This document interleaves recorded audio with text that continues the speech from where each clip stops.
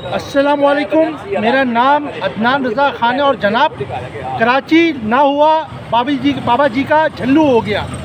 जिसका दिल करता है कराची का बाजा बजा कर चले आता है, लेकिन कराची का बाजा कराची में नहीं बजता है। यानी कि कराची की आवाज़ कराची में नहीं सुनी जाती है। इसके अलावा सारी आवाज़ें यहीं पे उठाई जाती हैं। रोड को ब्लॉक कर दिया जाता है और आवाम को अज़ियत दी जाती है। कराची का ये अलमिया है कि कराची के वसाइल कराची को नहीं दिए जाते हैं और कराची को आवाम को जो है माज़रत के साथ ठहंगा दिखा दिया जाता है। तो ये एक जो है कराची के साथ नाइंसाफ़ी है।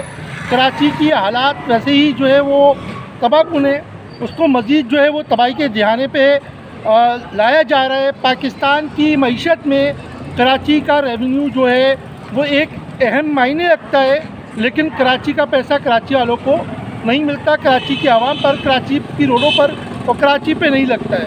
तो ये एक सवालिया निशान है, इस पर सोचने की ज़रूरत है। तो इस पर कौन गौर करेगा, देखते हैं। जज़ाकल्लाह, अल्लाह हाफ़िज़।